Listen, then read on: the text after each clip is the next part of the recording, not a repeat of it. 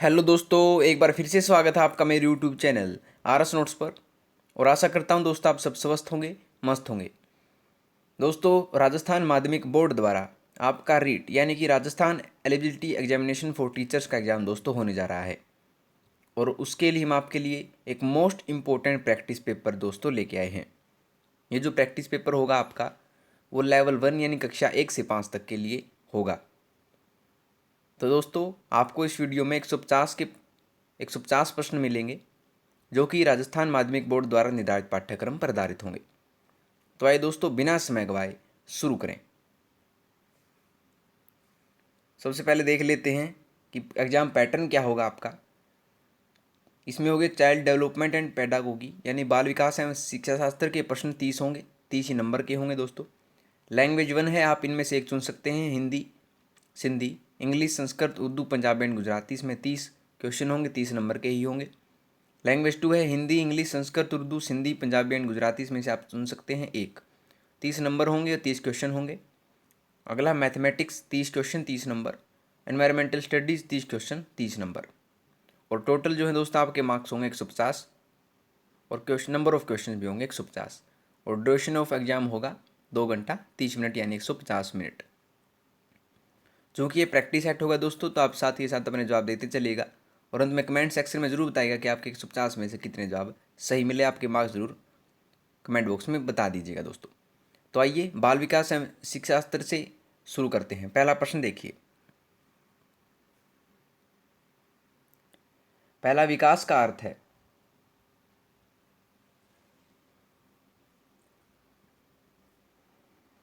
तो विकास का अर्थ है दोस्तों अभिप्रेरणा एवं अनुभव के फलस्वरूप होने वाले परिवर्तनों की उत्तरोत्तर श्रृंखला। ऑप्शन सी इसका जवाब होगा दोस्तों।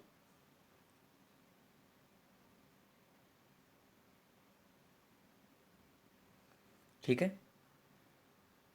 आगे देखिए कि प्रतिभाशाली माता पिता की संतान दुर्बल बुद्धि की हो सकती है, यह कौन सा नियम है।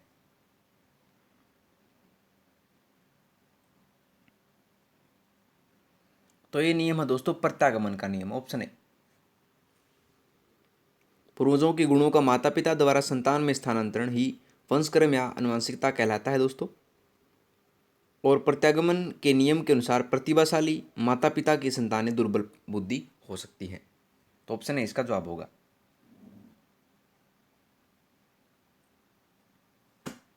ठीक है, मोस्ट इंपोर्टेंट क्वेश्चन आगे देखिए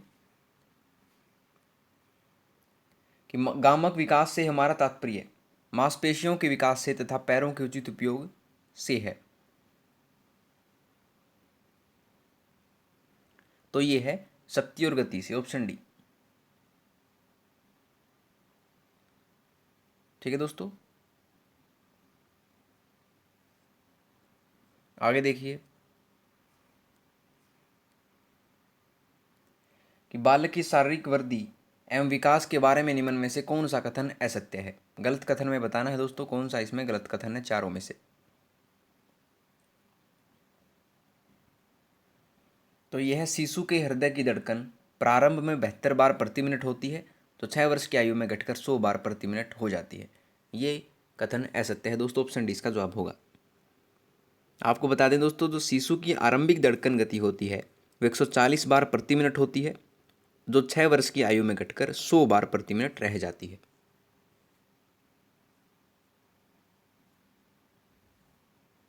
ठीक है,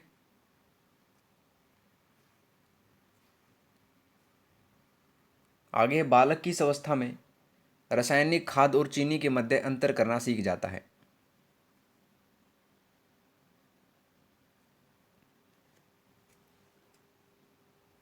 ये सीख जाता है औपचारिक क्रियात्मक अवस्था में, ऑप्शन डी। जीन पियाजे का मानना है कि इस अवस्था में बालक का चिंतन तार्किक हो जाता है और वह गुणों की पहचान कर लेता है। तो ऑप्शन डी इसका जवाब होगा।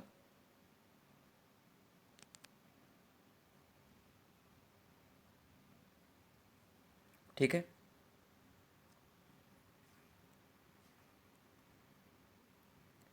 आगे किशोरावस्था के बारे में कौन सा कथन असंगत है।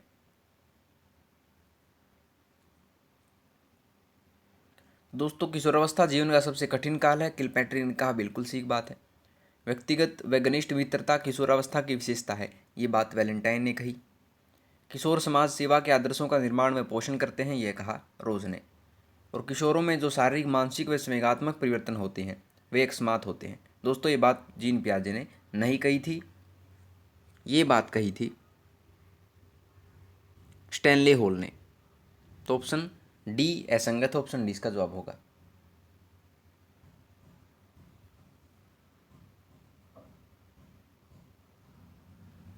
ठीक है दोस्तों, आगे देखिए 7वां क्वेश्चन कि निम्न का मिलान करते हुए दी गई तालिका में से सही उत्तर का चयन करें। सूची ए और सूची ब दे रखी है। एल है मन तरंग को एक रक्षा तंत्र के रूप में वर्गीकृत कर सकते हैं। तो दोस्तों ये कर सकते हैं प्रतिस्थापन द्वारा, ऑप्शन तीसरा। रक्षात्मक तंत्र व्यक्ति का बचाव करती है, ये करते हैं दोस्तों नकारना। उदात्तीकरण को रक्षात्मक तंत्र के रूप में वर्गीकृत किया जा सकता है, ये किया जा सकता है दोस्तों चिंता। औषधि पूर्ति को रक्षात्मक तंत्र के रूप में वर्गीकृत किया जा सकता है, तो यह दोस्तों पलायन। यानी कि एल का तीसरा, एम का पहला, एन का चौथा, ओ का दूसरा। तो ऑप्शन बी दोस्तों इसका जवाब होगा।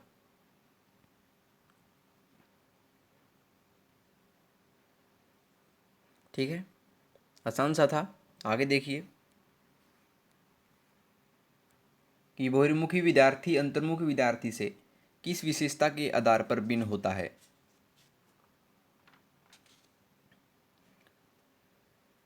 ये होता है दोस्तों मन ही मन परेशान होने की अपेक्षा अपनी भावनाओं को व्यक्त करता है। तो ऑप्शन बी इसका जवाब होगा।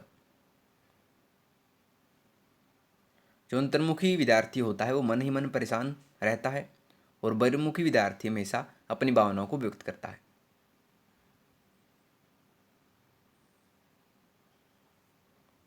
ठीक है,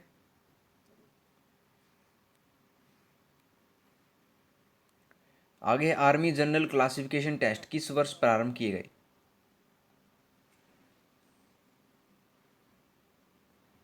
तो ये किए गए थे दोस्तों द्वितीय विश्व युद्ध के दौरान 1939 से 1945 के बीच में।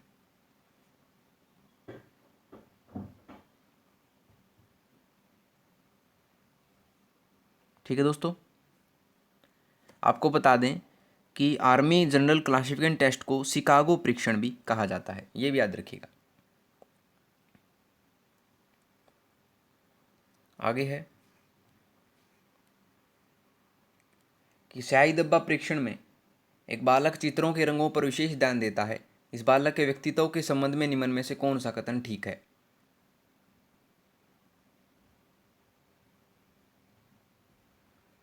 तो यह बालक में संवेगों का बाहुल्य है, ऑप्शन बी दोस्तों।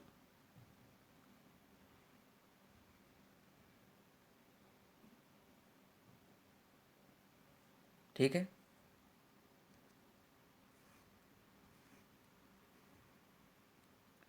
आगे जिन बालकों की बुद्धि लब्धि खालिस्तान है साधारणतः उन्हें मानसिक न्यूनता ग्रसित की श्रेणी में रखते हैं। तो जिन बालकों की बुद्धि लब्धि 70 से कम है दोस्तों उनको साधारणतः मानसिक न्यूनता ग्रसित की श्रेणी में रखते हैं, ऑप्शन ए इसका जवाब होगा।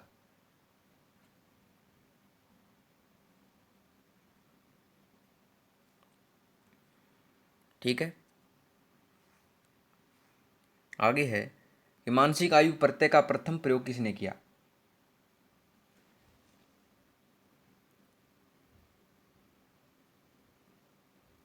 तो ये किया था दोस्तों स्टर्न ने, ऑप्शन ए।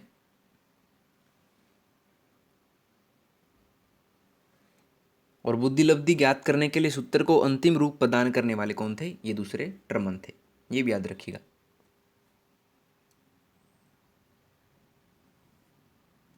ठीक है,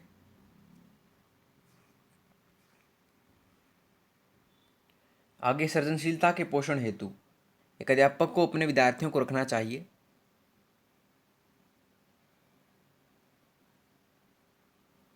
यह रखना चाहिए कार्य केंद्रित, ऑप्शन ए।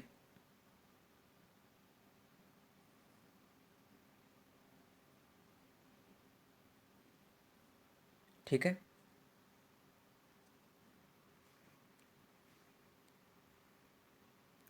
आगे सृजनशीलता के पोषण के लिए एक अध्यापक को निम्न में से किस विधि की सहायता लेनी चाहिए?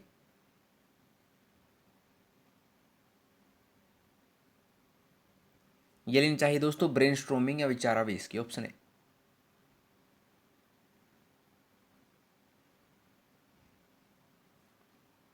आगे देखते हैं दोस्तों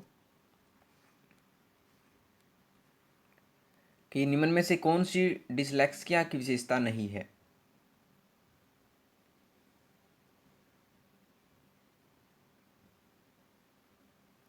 ये नहीं है सीधे या उल्टे हाथ के प्रयोग के संबंध में निश्चय, ऑप्शन बी इसका जवाब होगा।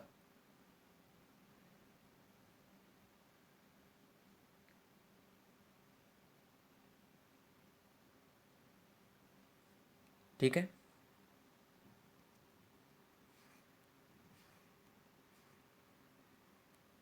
आगे विशेष आवश्यकता वाले बालकों की शिक्षा हेतु निम्न में से कौन सा उपाय उचित नहीं है?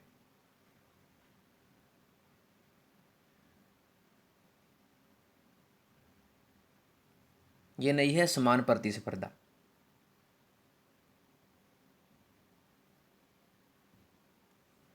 ठीक है दोस्तों। आगे प्रश्न है कि शिक्षक से डांट खाकर अपने छोटे भाई बहनों पर भड़ास निकालना कहा जाएगा?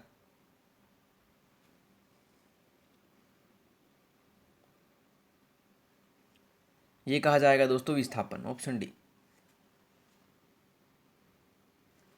विस्थापन होता है दोस्तों, विस्थापन या पलायन एक ऐसी रक्षा युक्ति है जिसमें व्यक्ति कष्टपूर्ण स्थिति या समस्या का सामना करने के स्थान पर उसकी प्रतिक्रिया अन्यत्र प्रकट करता है।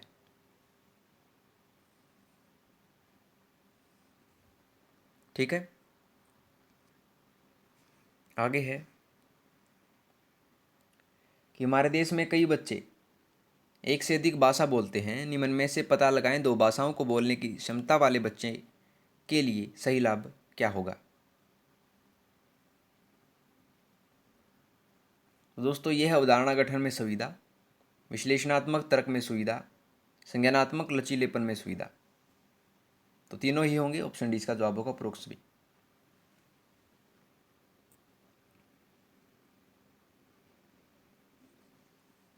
ठीक है। आगे बढ़ते हैं दोस्तों। देखिए कि सूचना प्रक्रमण सिद्धांत बुद्धि को विभिन्न आधारभूत कौशलों में विभक्त करने के लिए जाने जाते हैं। इसे लोग सूचना प्राप्त करने, प्रक्रमण करने और तर्क देकर समस्या समाधान के लिए उपयोग करते हैं। इस तरह के सिद्धांत का प्रतिपादन करने हेतु श्रेष्ठ किसे माना गया है?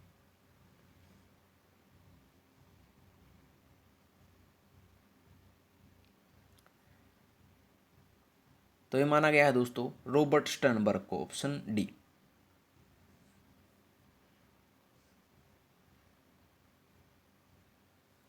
ठीक है दोस्तों। आगे देखिए प्रश्न कि राजू खरगोश से डरता था। शुरू में खरगोश को राजू से काफ़ी दूर रखा गया। आने वाले दिनों में हर रोज़ खरगोश और राजू के बीच की दूरी कम कर दी गई। अंत में राजू की गोद में खरगोश को रखा गया और राजू खरगोश से खेलने लगा। यह प्रयोग उदाहरण है।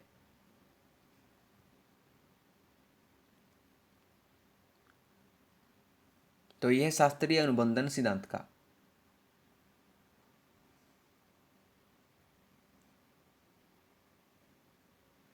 ठीक है दोस्तों। आगे है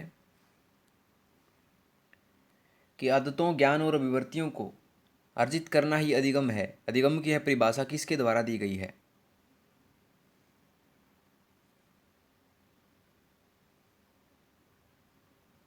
ये दी गई है करो वह करो। ये परिभाषा करो वह करो द्वारा दी गई है कि आदतों, ज्ञान और अभिवृत्तियों को अर्जित करना ही अधिगम है।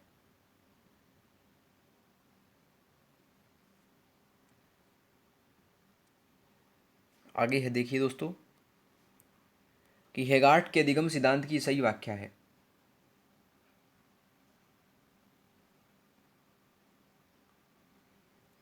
यह किसी कार्य को दूसरों द्वारा करते हुए देखकर सीखना।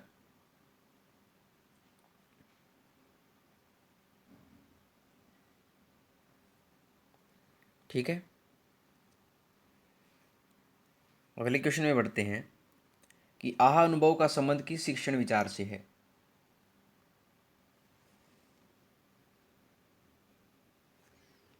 तो ये दोस्तों गेस्टाल्ट अधिगम से। जब अधिगमकर्ता समस्या को पूर्ण रूप में समझ लेता है तो इस आत्मी सातीकरण को आहा या आ गया समझ में कहा गया। यह है गेस्टाल्टवादी विचारधारा से संबंध दोस्तों।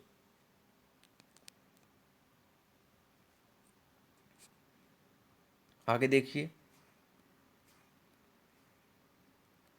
कि निम्न में से कौन सा तरीका विज्ञान विषय को समझने के लिए उच्च प्राथमिक स्तर पर उपयुक्त नहीं है।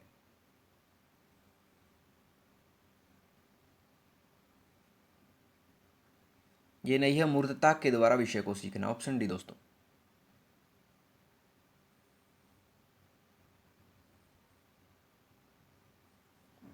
ठीक है,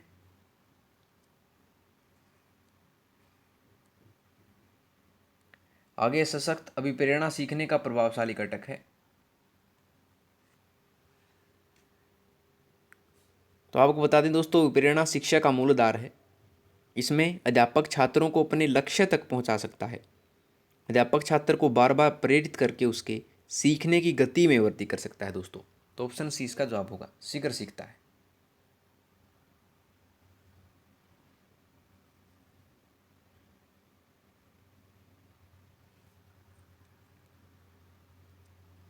आगे देखिए दोस्तों प्रश्न कि राष्ट्रीय पाठ्यक्रम रूपरेखा 2005 में शांति शिक्षा को बढ़ावा देने के लिए कुछ क्रियाओं की अनुशंसा की गई है। पाठ्यक्रम रूपरेखा में निम्न में से किसे सूचीबद्ध किया गया है।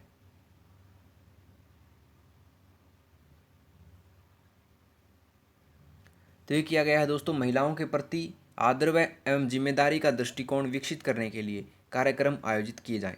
तो ऑप्शन ए इसका जवाब होगा।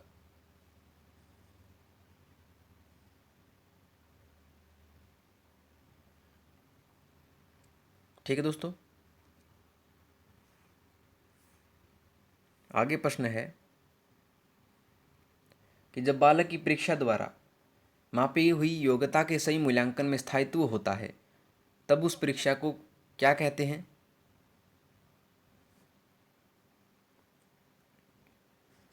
तो उस परीक्षा को दोस्तों आपको बता दें विश्वसनीय कहते हैं, ऑप्शन बी।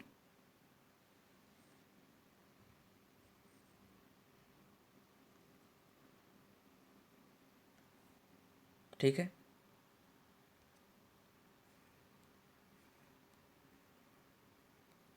आगे मापन के क्षेत्र में सर्वप्रथम लिखित वस्तुनिष्ठ परीक्षण का निर्माण किसने किया था।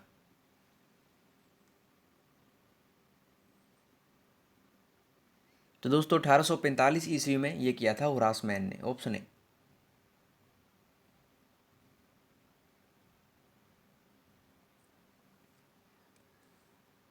आगे देखिए प्रश्न कि क्रियात्मक अनुसंधान के संबंध में निम्न में से कौन सा कथन सही नहीं है।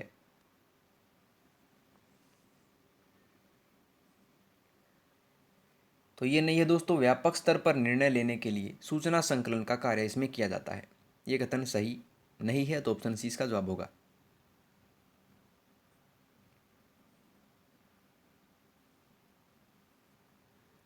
आगे देखिए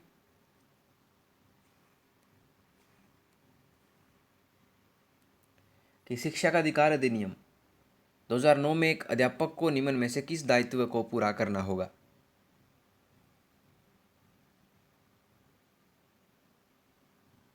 तो दोस्तों इसमें विद्यालय में नियमित रूप से समय पर उपस्थित होना होगा, पाठ्यक्रम का संचालन कर पूरा करना होगा, संपूर्ण पाठ्यक्रम को निर्धारित समय पर पूरा करना होगा। तीनों बातें होंगी, तो ऑप्शन डी इसका जवाब होगा इनमें से सभी।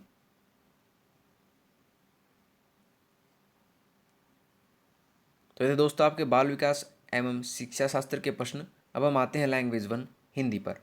जिसकी भी लैंग्वेज 1 या लैंग्वेज 2 हिंदी हो, दोनों के लिए महत्वपूर्ण है दोस्तों। देखिए गद्यांश को पढ़कर निम्नलिखित प्रश्नों में सबसे उचित विकल्प चुनिए। गद्यांश है संस्कृति और सभ्यता, ये दो शब्द हैं और उनके अर्थ भी अलग अलग हैं। सभ्यता मनुष्य का वह गुण है जिससे वह अपनी बाहर तरक्की करता है। संस्कृति वह गुण है जिससे वह अपनी भीतरी उन्नति करता है। करुणा, प्रेम और परोपकार सीखता है। तो दोस्तों आपका ये गद्यांश है, देख लीजिएगा। ठीक है, अब आते हैं दोस्तों इस गद्यांश से संबंधित प्रश्नों पर। देखिए 31वां प्रश्न, अच्छा भोजन यहाँ अच्छा पद है। तो यहाँ पर दोस्तों भोजन की विशेषता बताई जा रही है अच्छे शब्द द्वारा। तो यहाँ पद है विशेषण अच्छा, ऑप्शन बी। अच्छा जो क्या है, विशेषण है।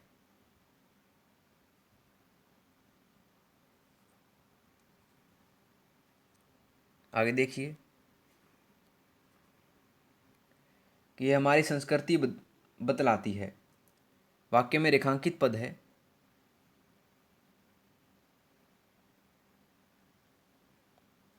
ये दोस्तों सर्वनाम, ऑप्शन ए। जो शब्द संज्ञा के स्थान पर आए उन्हें सर्वनाम कहते हैं दोस्तों, आपको पता है। तो यह क्या है, सर्वनाम है।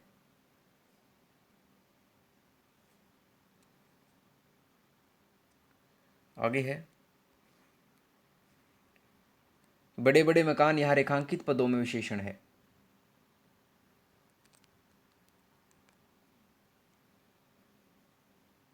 तो यह है दोस्तों गुणवाचक विशेषण। यहाँ पर गुण बताया गया है मकान का, यानी वो बड़े बड़े हैं।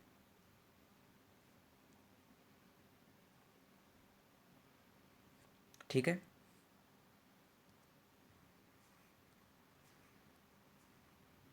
आगे कपड़े लत्ते शब्द में प्रयुक्त समास है।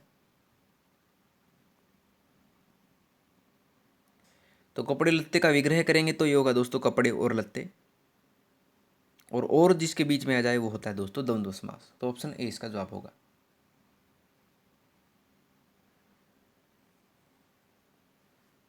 ठीक है,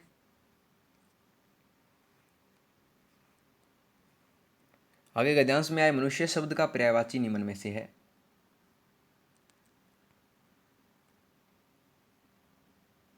ये दोस्तों मर्दूम, ऑप्शन सी इसका जवाब होगा दोस्तों।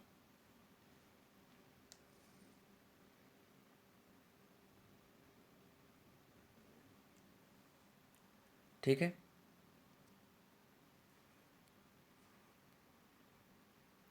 आगे गद्यांश को पढ़कर निम्नलिखित प्रश्नों में सबसे उचित विकल्प चुनिए।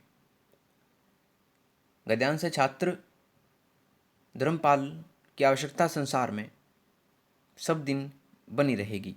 किसी अनाथ अबला पर अत्याचार करने पर एक कूट पिशाच को हम उदित देख रहे हैं। समझाना बुझाना या तो व्यर्थ है अथवा इतना समय ही नहीं है। तो आपका गद्यांश दोस्तों ये देख लीजिएगा। प्रश्न देखिए इससे संबंधित कि अत्याचार कूट पिशाच दस्वदन आदि शब्दों में प्रयुक्त लिंग है।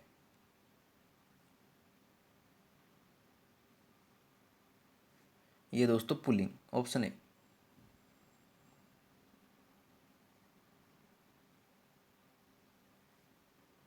ठीक है दोस्तों,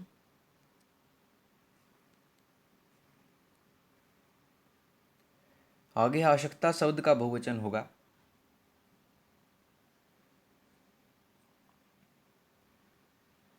तो ये है आवश्यकताएं।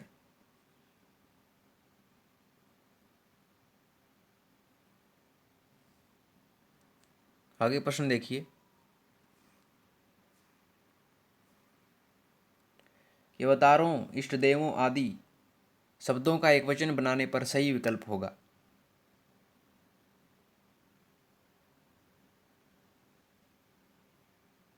ये होगा दोस्तों इष्ट देव अवतार, ऑप्शन सी।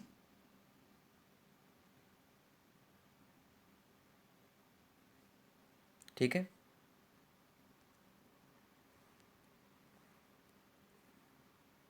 आगे छात्र धर्मपालन की आवश्यकता संसार में सब दिन बनी रहेगी पंक्ति किस काल से संबंधित है।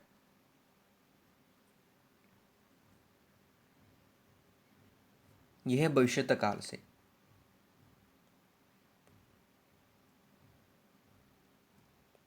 ठीक है दोस्तों, मोस्ट इंपॉर्टेंट क्वेश्चन है सभी।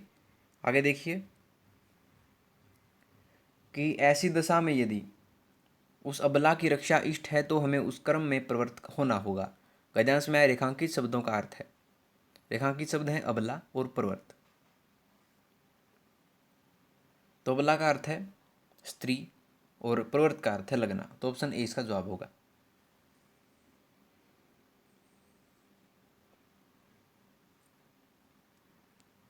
ठीक है।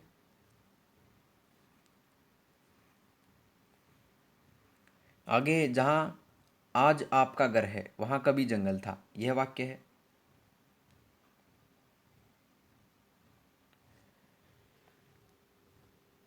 तो दोस्तों ये है एक मिश्र वाक्य।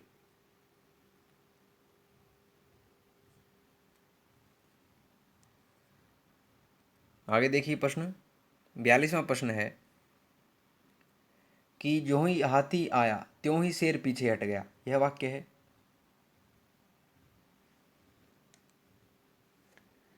यहाँ ज्यों ही से आरंभ होने वाला वाक्य दोस्तों आश्रित उपवाक्य है, इसीलिए ये एक मिश्र वाक्य है।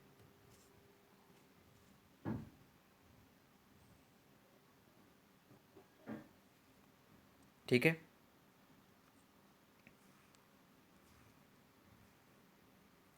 आगे, मीठे मीठे सपने देखने वाले लोग अकर्मण्य होते हैं, इस वाक्य में रेखांकित भाग में कौन सा पदबंध है?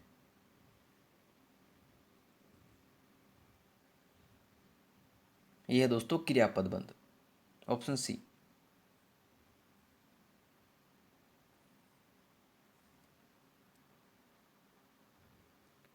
आगे देखिए कि तू डाल डाल में पात पात, उक्ति का सही अर्थ है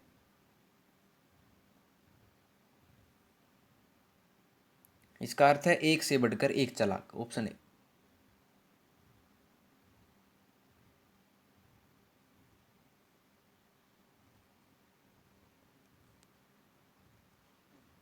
आगे देखते हैं कि रामचरितमानस हिंदुओं का पवित्र धार्मिक ग्रंथ है, रेखांकित अंश में किस विराम चिन्ह का प्रयोग हुआ है? तो आप देख रहे होंगे दोस्तों ये किस प्रकार का चिन्ह है, ये है उद्धरण चिन्ह है, तो ऑप्शन ए इसका जवाब होगा।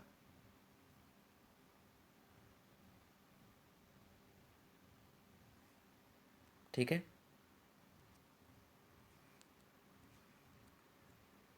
आगे है अनुवाद विधि सिद्धांत का पालन करती है,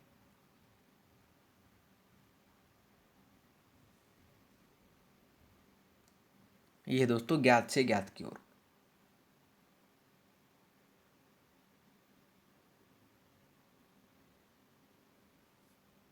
ठीक है दोस्तों।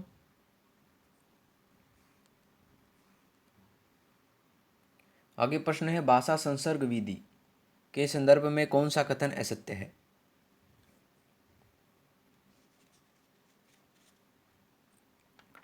तो इसमें असत्य कथन जो है दोस्तों वो है व्याकरण का व्यवहारिक उपयोग सिखाना चाहिए।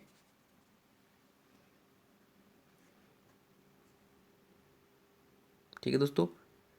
भाषा शिक्षण में प्रत्यक्ष विधि मौखिक कार्य वार्तालाप परस्पर संवाद में बोलने के अभ्यास पर बल देती है, अतः इसमें बालक अनुकरण द्वारा दूसरी भाषा सीखता है।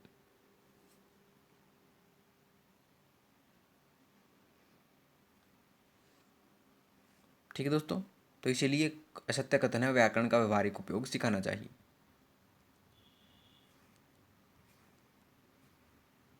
आगे प्रत्यक्ष विधि में बालक, तो इसमें बालक अनुकरण द्वारा दूसरी भाषा सीखता है, तो ऑप्शन ए इसका जवाब होगा दोस्तों।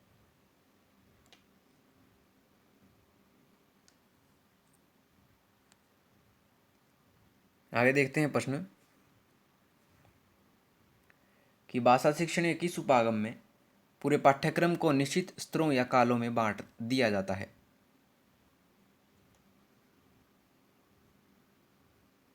तो बांट दिया जाता है दोस्तों काल क्रमिक उपागम में।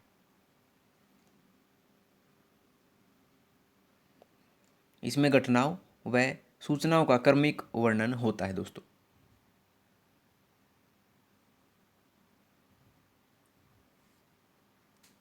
आगे देखिए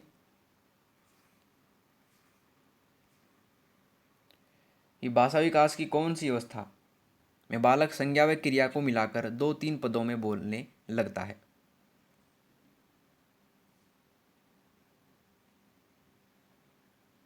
तो बोलने लगता है तीसरी अवस्था में।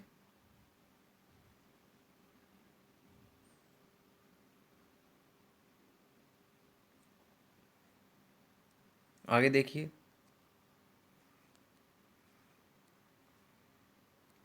कि कक्षा शिक्षण में शिक्षक द्वारा चिड़िया उड़ जैसे खेल से छात्रों में किस कौशल का विकास होता है?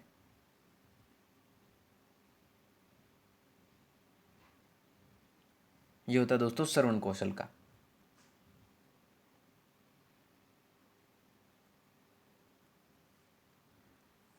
आगे है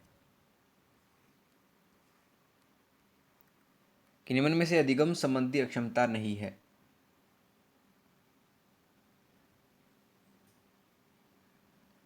ये नहीं है समस्या प्रधान बालक।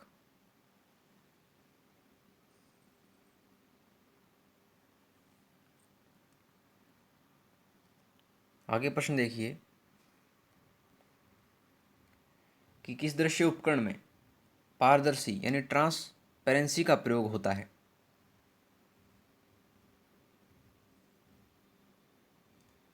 जो होता है ओवरहेड प्रक्षेपी यानी प्रोजेक्टर में। ऑप्शन है इसका जवाब होगा।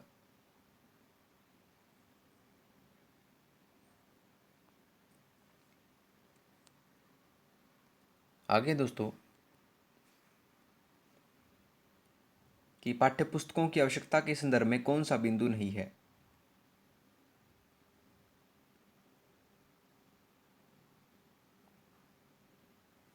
ये नहीं है इनके प्रयोग से पढ़ाने में सहायता नहीं मिलती है।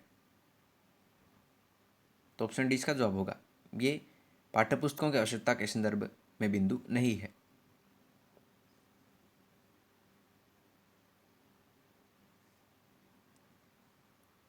आगे देखते हैं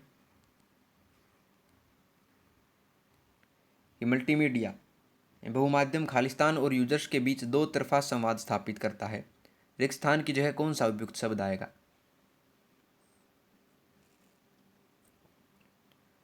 तो आएगा दोस्तों कंप्यूटर। मल्टीमीडिया कंप्यूटर और यूजर्स के बीच दो तरफा संवाद स्थापित करता है। ऑप्शन डी इसका जवाब होगा दोस्तों।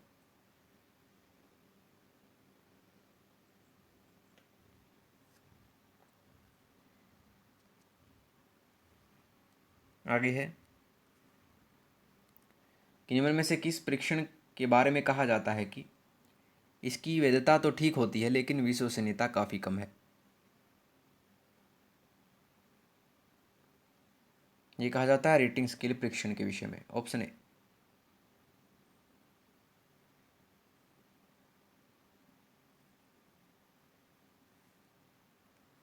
आगे देखते हैं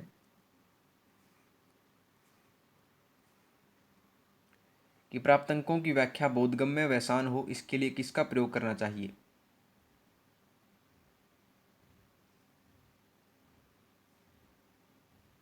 ये करना चाहिए तकनीकी शब्दों का। Option B.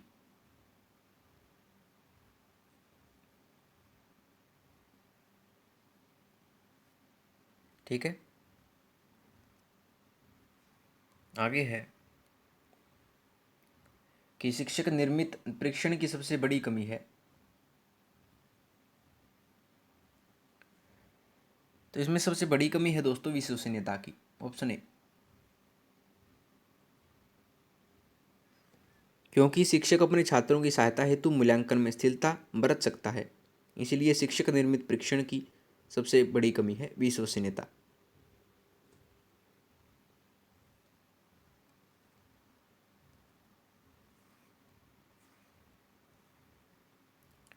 आगे भाषा प्रवाह तथा अभिव्यक्ति कौशल के मूल्यांकन का उपयुक्त तरीका है।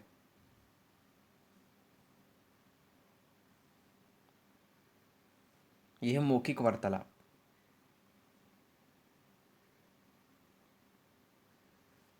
ठीक है। आगे प्रश्न है दोस्तों देखिए कि उपचारात्मक शिक्षण का आयोजन किया जाना चाहिए। तो ये किया जाना चाहिए दोस्तों स्तर के मध्य में। तो ऑप्शन सी इसका जवाब होगा। तो ये थे दोस्तों आपके लैंग्वेज 1 यानी हिंदी के प्रश्न। अब हम आते हैं लैंग्वेज 2, जिसकी भी भाषा लैंग्वेज 1 या लैंग्वेज 2 इंग्लिश हो, उसके लिए मोस्ट इंपॉर्टेंट साबित हो सकते हैं दोस्तों। तो देखिए इंग्लिश के प्रश्न शुरू करें। सेक्शन तीसरा लैंग्वेज टू इंग्लिश। दोस्तों प्रश्न है कि language acquisition occurs only when, तो लैंग्वेज एक्विजिशन है, भाषाई ज्ञान है, वो घटित होता है जब the child has exposure to the language, जो बच्चा है वो भाषा को खुल के सीखे। तो ऑप्शन सी इसका जवाब होगा।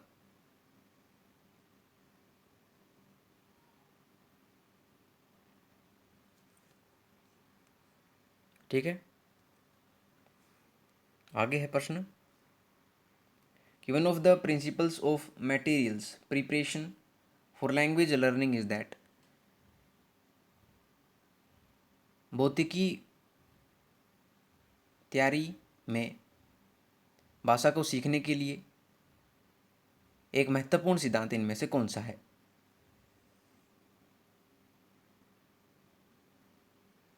यह small amount of material should be introduced, एक छोटी मात्रा में, जो भौतिक मात्रा में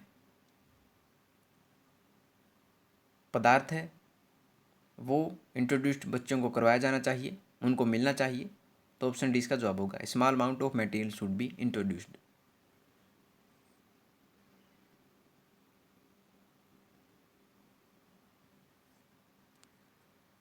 आगे है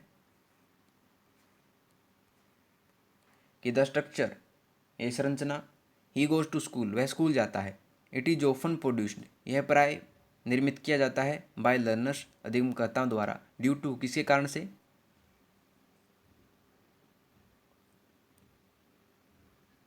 ये किया जाता है मदर टंग इंटरफेरेंस, मातृभाषा के अड़चन में। जब मातृभाषा बीच में आ जाती है तो किसी भी वाक्य की संरचना को जो है दोस्तों निर्मित किया जा सकता है अधिगमकर्ता द्वारा। तो ऑप्शन बी इसका जवाब होगा, मदर टंग इंटरफेरेंस। ठीक है दोस्तों, मोस्ट इंपोर्टेंट क्वेश्चन था। आगे है कि mother tongue influence can be effective, मातृभाषा का जो प्रभाव है वो प्रभावित हो सकता है, मिनिमाइड इन द क्लासरूम बाय, कम हो सकता है क्लासरूम कक्षा कक्ष में, किसके द्वारा?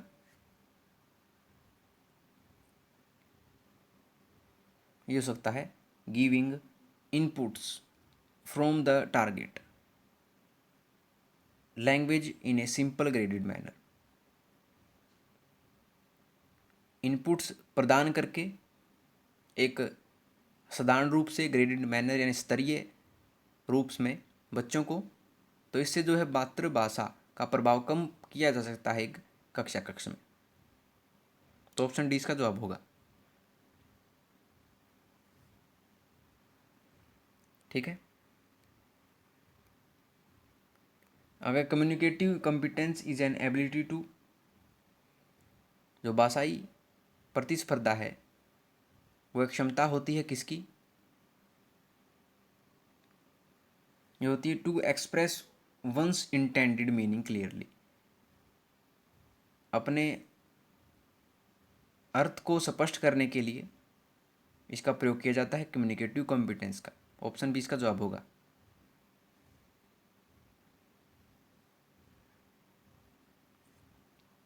ठीक है दोस्तों,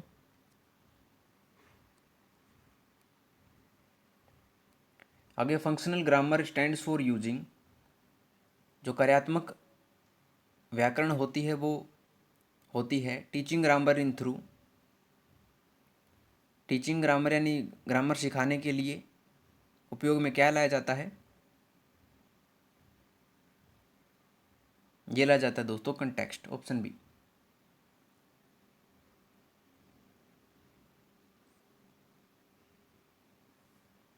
ठीक है, आगे प्रश्न है कि teachers can demystify abstract grammatical terminology so that students can write through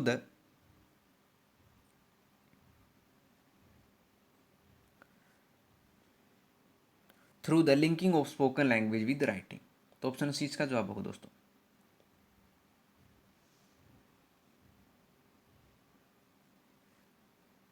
ठीक है, आसान सा था। आगे है कि language is taught by beginning, जो भाषा है वो सिखाई जाती है शुरू में विद सिंपल सेंटेंसेस, साधारण वाक्यों से, इंस्टीड ऑफ द की बजाय इनिशियल साउंड्स एंड ब्लेंड्स, प्रारंभिक आवाज़ों या ब्लेंड्स मिश्रणों के। दिस इम्प्लाइज दैट, यह साबित करता है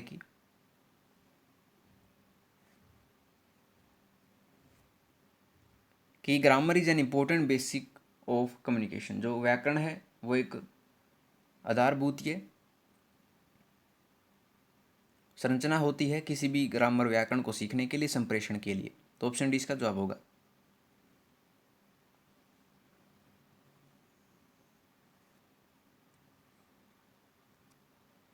आगे प्रश्न है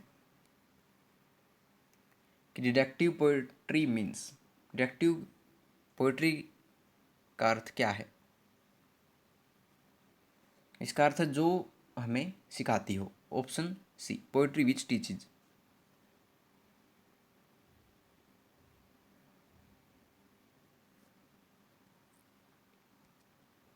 आगे है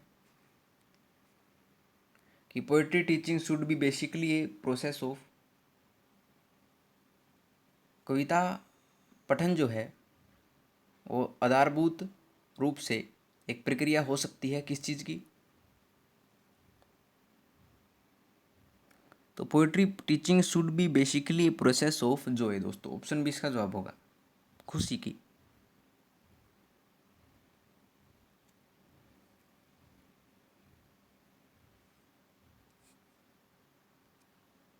आगे प्रश्न है कि इन the following passage you have a brief passage with 5 questions, read the passage carefully and select the correct answer for the given blank out of the 4 alternatives. Passage हमें पढ़ना है दोस्तों, उससे हमें क्वेश्चनों के आंसर बताने हैं। तो पैसेज देखिए, I had seen this road many years ago when my parents move to Mundka Krushi, our ancestral village. However, in those early years, I had not begun exploring the countryside. तो आपका पैसेज दोस्तों इससे संबंधित हमें प्रश्नों के उत्तर देने हैं। देखिए, तो प्रश्न देखिए, व्हाट इज स्कैटिका? स्कैटिका क्या है? तो यह a herniated disc, option D.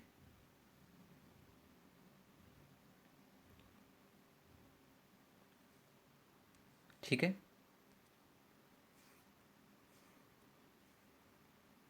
अगला, where did the forefathers of the writer live? जो लेखक है उसके पूर्वज कहाँ पर रहते थे, कहाँ पर रहा करते थे? ये रहते थे मुंडाको टुकुर्सी, ऑप्शन सी इसका जवाब होगा।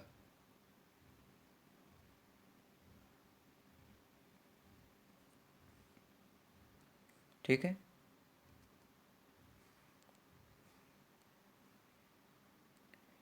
आगे प्रश्न है, what disability did the writer suffer due to the herniated disc? किस कमी से जो है लेखक गुजर रहा था due to the herniated disc, herniated disc के कारण से? तो इस सफ़र कर रहा था, पीड़ित हो रहा था ए यूजलेस लेफ्ट लेग, जो उपयोग में न लाई जा सके एक ऐसी बाई टांग के साथ वो सफ़र कर रहा था। ऑप्शन ए इसका जवाब होगा।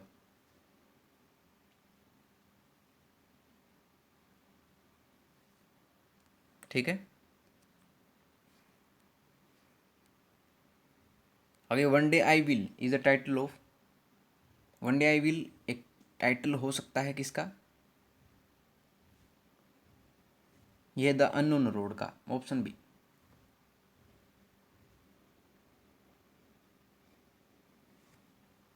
ठीक है,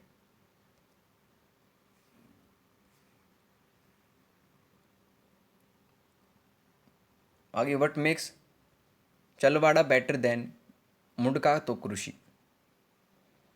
चलवाड़ा को अच्छा बनाता है किसकी बजाय मुंडका तो कृषि को, वो क्या है? यह it has a high school, यहाँ पर एक हाई स्कूल है, फाइन लाइब्रेरी, एक पुस्तकालय है, एटीएम है एंड सेवरल शॉप्स, और कुछ दुकानें हैं। इसी कारण से जो चालवरा है वो अच्छा माना जाता है मुंड का, तो क्रूसी से ऑप्शन ए इसका जवाब होगा।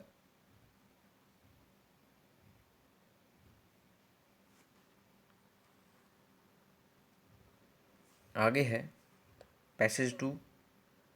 देखिए, the quest to find life outside the solar system got a big boost with the discovery of 7 earth size extra solar planets और exoplanets orbiting a dwarf star about 40 light years away. तो दोस्तों आपका ये passage है, इसमें से छांट छांट के हमें प्रश्नों के उत्तर देने हैं।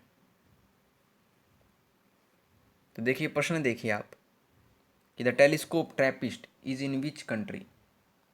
जो टेलीस्कोप ट्रैपिस्ट है वो किस देश में है? ये दोस्तों चिली में, ऑप्शन सी।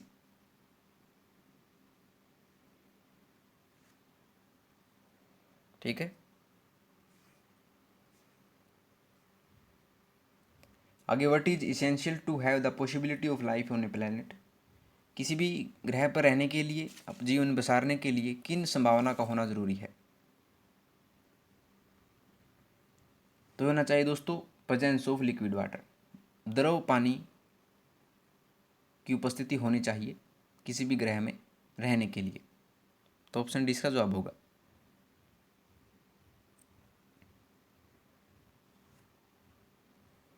ठीक है,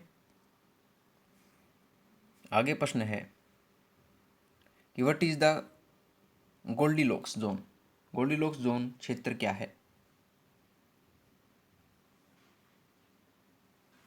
तो यह है the correct distance of A planet, एक सही मात्रा में दूरी ग्रहों की, फ्रॉम इट्स स्टार्स, इनके तारों से, to have possibility of having liquid water, liquid water प्राप्त करने की संभावना के साथ। तो ऑप्शन सी इसका जवाब होगा दोस्तों, ये एक गोल्ड डिलॉक्स जोन कहलाता है।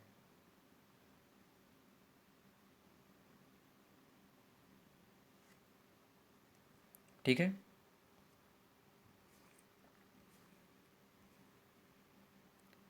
आगे व्हाट मेड इट ईजियर, इसको क्या आसान बनाता है टू रिकॉर्ड द पैसेज को रिकॉर्ड करना, ऑफ द प्लैनेट, ग्रह का, in front of the star, star यानी तारों के सामने। तो ये बनाता है द फैक्ट, तथ्य कि the star is much smaller, जो तारा है वो बहुत ही छोटा है, एंड कूलर वो ठंडा है, देन आवर सन, अपने सूर्य से। तो ऑप्शन ए इसका जवाब होगा।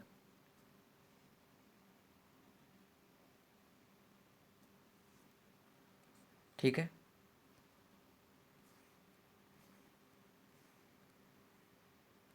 आगे हाउ मैनी प्लैनेट्स, कितने ग्रह हैं हमारे सौरमंडल में, हैव लिक्विड वाटर, जहाँ पर पानी है। तो ये दोस्तों सिर्फ एक, वो हमारी पृथ्वी, ऑप्शन सी।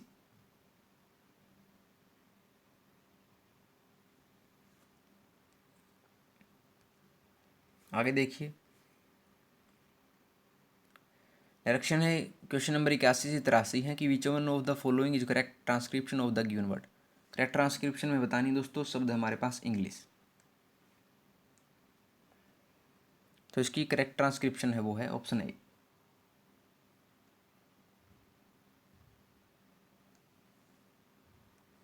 ठीक है,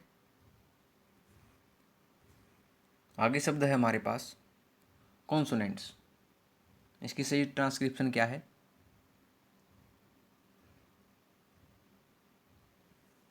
ये है ऑप्शन सी।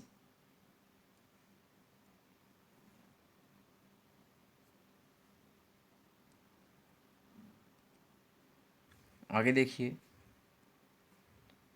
कि शब्द है हमारे पास राइट, इसकी सही ट्रांसक्रिप्शन क्या है?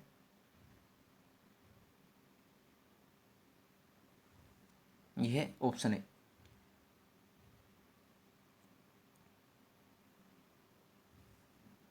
ठीक है, आगे देखिए कि many of the plays in verse written in 16th and 17th century were in, जो बहुत से नाटक हैं वो लिखे गए हैं दोस्तों 16वीं और 17वीं शताब्दी के मध्य में, तो वो कौन से हैं? यह है एएम्बिक पेंटामीटर, ऑप्शन सी।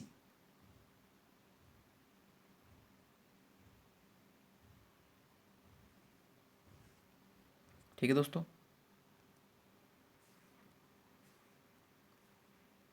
आगे, what is the 16th and 17th centuries drama called? 16वीं और 17वीं शताब्दी के ड्रामा उनको क्या कहा जाता है?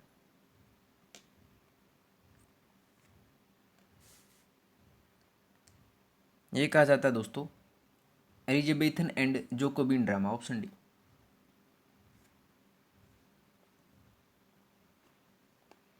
ठीक है।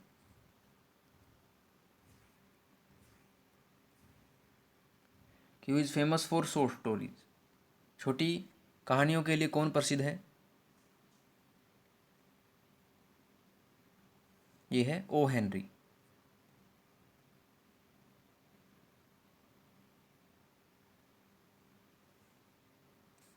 आगे प्रश्न देखिए कि choose the correct form of verb for the given sentence. Verb में चुननी है दोस्तों सेंटेंस में। सेंटेंस है, it blank that Lee Harvey Oswald may not have acted alone in the assassination of John Kennedy.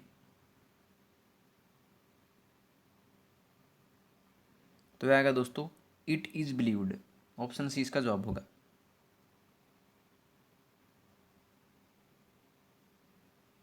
ठीक है। आगे है कि choose the correct form of expression to complete the sentence. Modal में चुनना है दोस्तों कि choose the correct form of modal auxiliaries verb for the given sentence. Sentence है, I blank have gone if my car had been a working condition. यहां पर आएगा might, I might have.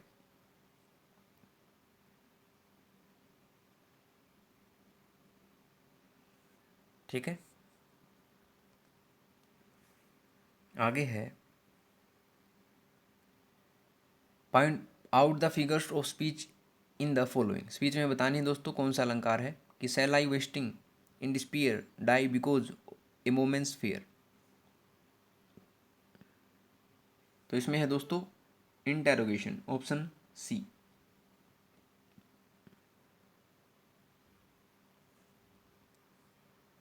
ठीक है। आगे, live like a hermit and work like a horse. इसमें कौन सा अलंकार है?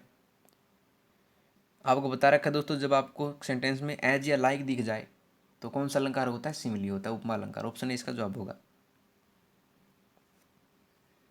ठीक है दोस्तों। तो ये थे आपके इंग्लिश के प्रश्न। अब हम आते हैं गणित के प्रश्नों पर। देखिए पहला, 29503 में 5 के स्थानीय मान तथा 32071 में 7 के अंकित मान में अंतर क्या है दोस्तों? हमें इसका जवाब देना है। ऑप्शन आपके 493, 2, 43, 430। तो दोस्तों आप देख सकते हैं 29503 में 5 का स्थानीय मान होगा 500 और 32071 में 7 का अंकित मान है 7। तो घटाएंगे तो कितना होगा? 493। इसका जवाब होगा ऑप्शन ए।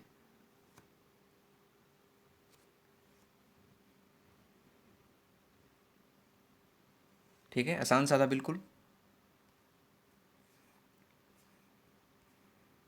आगे है, गणित को कलाओं का खालिस्तान कहा जाता है। ये कहा जाता है सृजनकर्ता एवं पोषक। तो ऑप्शन सी इसका जवाब होगा, ए और बी दोनों। गणित को कलाओं का सृजनकर्ता एवं पोषक कहा जाता है।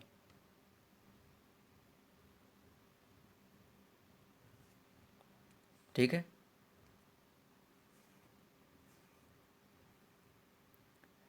एक कार की पेट्रोल टंकी में कुल 10 लीटर 500 मिलीलीटर पेट्रोल आता है। तो ऐसी 5 कारों के टंकी में कुल कितना पेट्रोल आएगा? तो एक कार में कितना आता है दोस्तों? ये आता है 10 लीटर 500 मिलीलीटर। और 5 में कितना आएगा? तो सीधा सा गुना कर देंगे दोस्तों, आपको सीधी सी गुना करनी है। 10 500 बटा 1000। पॉइंट का निशान जो पॉइंट है 3, यहाँ पर जीरो इसके ये आ जाएगी दोस्तों, 5 से गुना करनी है हमें। तो इसका जवाब आएगा दोस्तों आपका 52 लीटर 500 मिलीलीटर। तो ऑप्शन ए इसका जवाब होगा दोस्तों। तो ऐसी 5 कारों की टंकी में कुल 52 लीटर 500 मिलीलीटर पेट्रोल आ सकता है।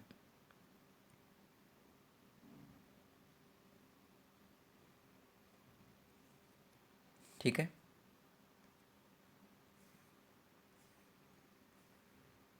आगे उच्च प्राथमिक स्तर पर आंकड़ों के प्रबंधन का केंद्र होता है।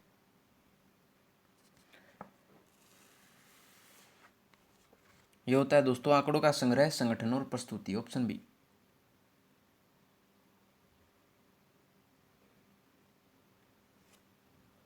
ठीक है। आगे निम्नलिखित में से वस्तुनिष्ठ प्रकार के प्रश्नों की सीमा है। तो ये दोस्तों अनुमान लगाना, निर्माण में कठिनाई, जटिल प्रक्रियाओं को न माप सकना, तीनों ही हैं। तो ऑप्शन डी इसका जवाब होगा उपरोक्त सभी।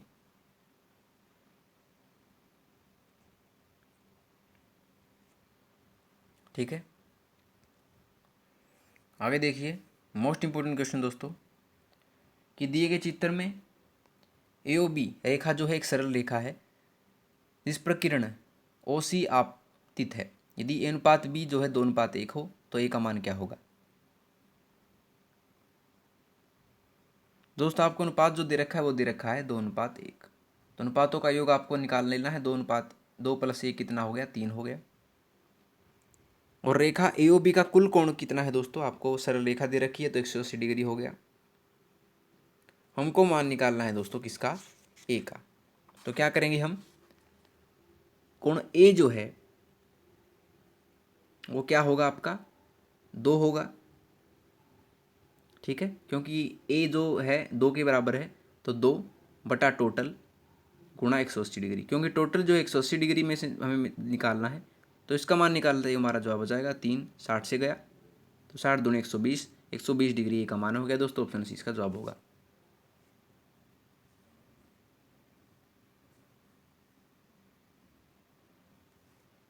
ठीक है, आसान सा था।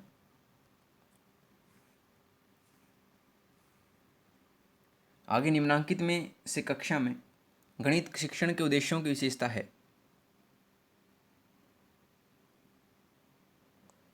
तो ये दोस्तों सांस्कृतिक उपयोगिता भी है, अनुशासनात्मक उपयोगिता भी है और व्यवहारिक उपयोगिता भी है। तीनों है तो ऑप्शन डी इसका जवाब होगा उपरोक्त सभी।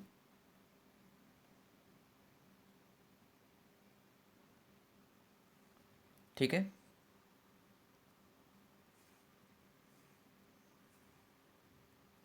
आगे 2 4 4 3 4 4 2 3 3 5 5 3 3 5 उक्त बंटनों का बहुलक होगा। तो बहुलक वो होता है दोस्तों जो सर्वाधिक बारंबारता वाला चर हो, उसे बहुलक कहा जाता है। तो दोस्तों आप देखेंगे कि दिए गए बंटन में 3 की बारंबारता सर्वाधिक है। कितनी बार है, 5 बार है। कहाँ कहाँ पर है, 2 बार यहाँ, 1 बार यहाँ। ठीक है दोस्तों,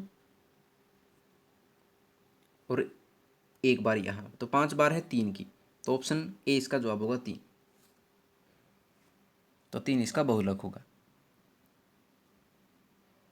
जो भी चर आपको ज़्यादा बार लगे वही उसका बहुलक होता है। तो इसमें 3 ज़्यादा बार दे रखा है, 5 बार आया हुआ है तो इसका बहुलक होगा 3। आसान सा था।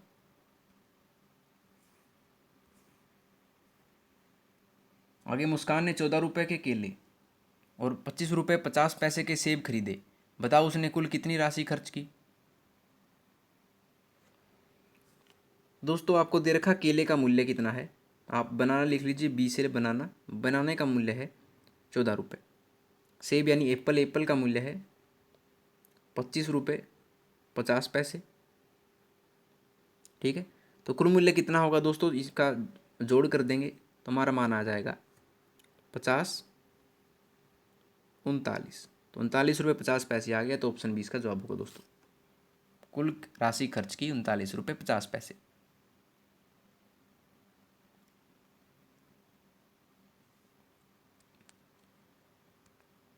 आगे प्रश्न है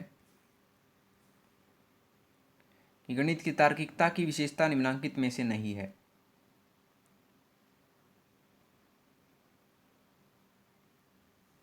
ये नहीं है विषय निष्ठता। Option D.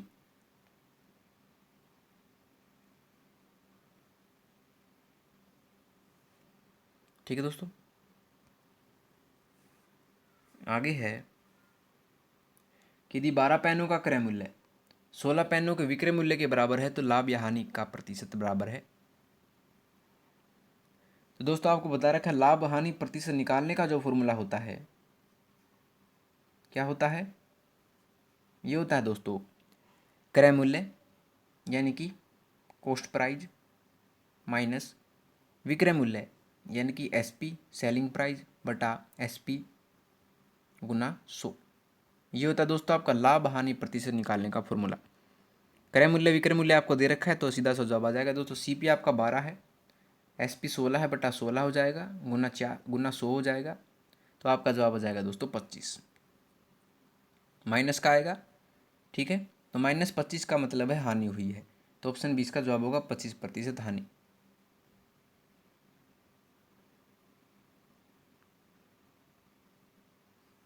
ठीक है दोस्तों, आगे है कि निम्न में से सही मायनों में गणित है।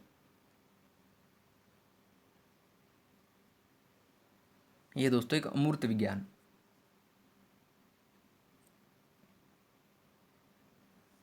ठीक है दोस्तों,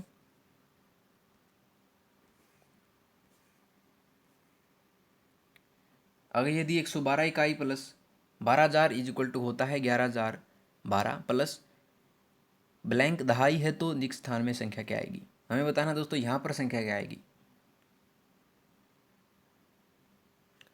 तो 112 इकाई प्लस 12,000 का मतलब है दोस्तों क्या होता है 12 इकाई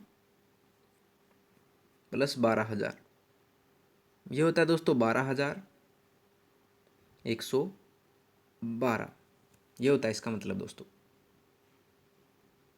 ठीक है, तो हमें यहाँ पर क्या मान रखें, किसका मान लिया जाए 12,112।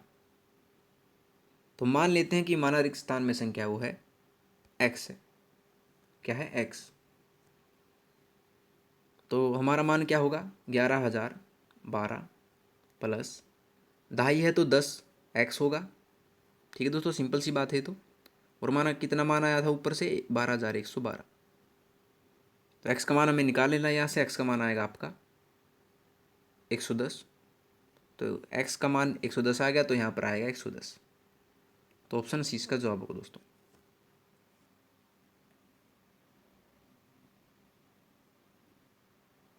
ठीक है, आसान सा था।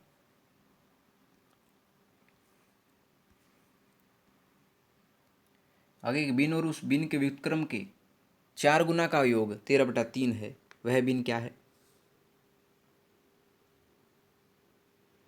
तो दोस्तों मान लिया हमने वो बिन है एक्स, और दे क्या रखा है उस बिन के 4 गुना, यानी मान लीजिए बिन है तो इसका 4 गुना 4 हो गया, और उसका व्युत्क्रम यानी कि 4/x हो गया। कितना है वो, उसका योग 13/3 है। ये हमारे पास समीकरण आ गया दोस्तों।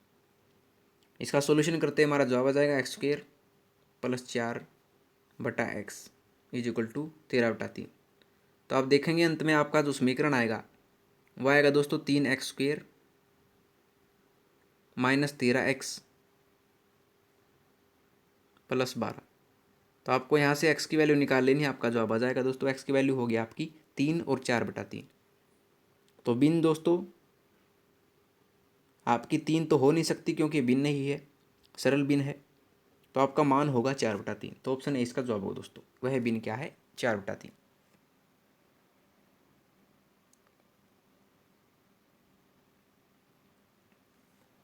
ठीक है, आसान सा था। आगे देखिए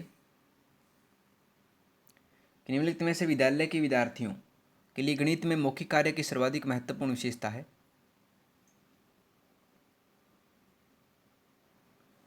ये मानसिक प्रक्रियाओं का विकास करती है। ऑप्शन ए दोस्तों।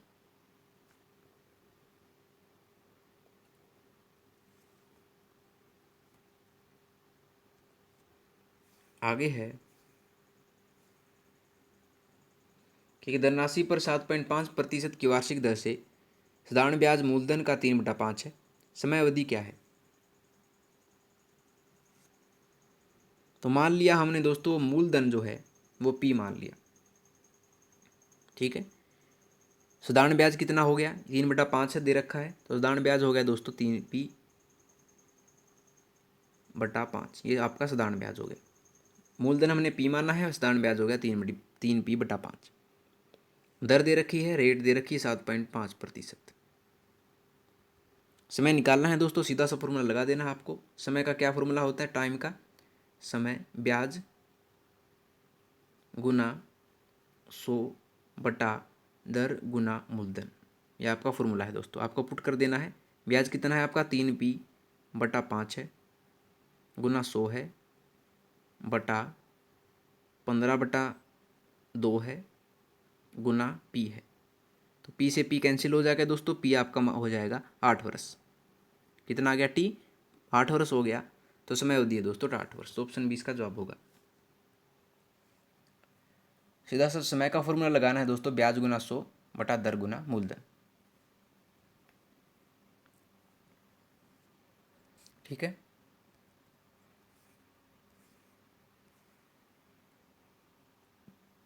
आगे 3 लड़कों की औसत आयु 16 वर्ष है। यदि उनकी आयु का अनुपात 4:5:7 हो तो सबसे छोटे लड़की की आयु कितनी है।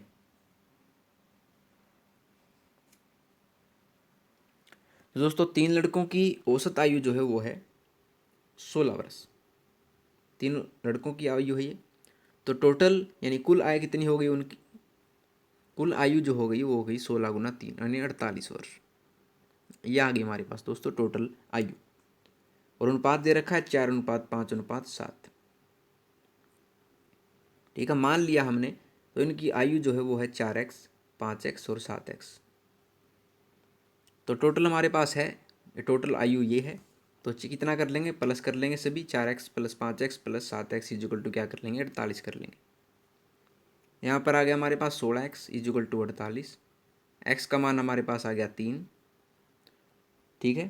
तो छोटे लड़के की आयु क्या होगी, 4 गुना 3 कितनी हो जाएगी, 12 वर्ष। तो छोटे लड़की की आयु हुई 12 वर्ष। ऑप्शन सी इसका जवाब होगा।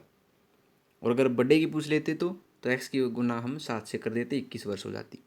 लेकिन पूछी छोटे की है तो ऑप्शन सी इसका जवाब होगा, 12 वर्ष।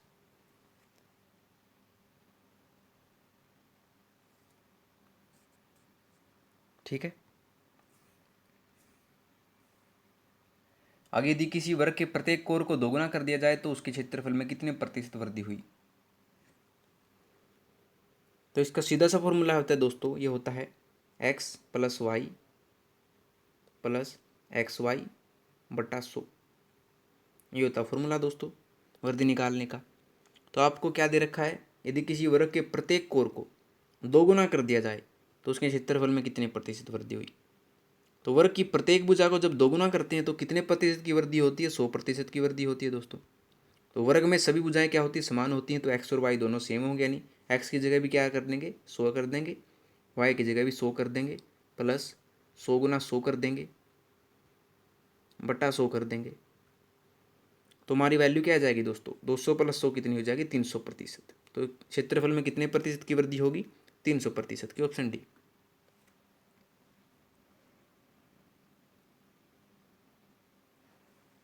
ठीक है दोस्तों, शांत सा था बिल्कुल।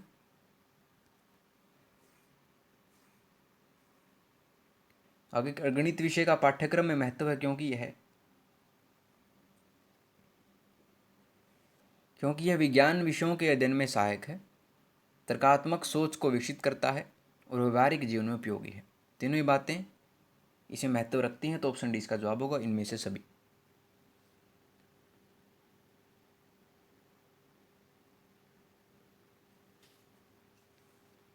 ठीक है दोस्तों।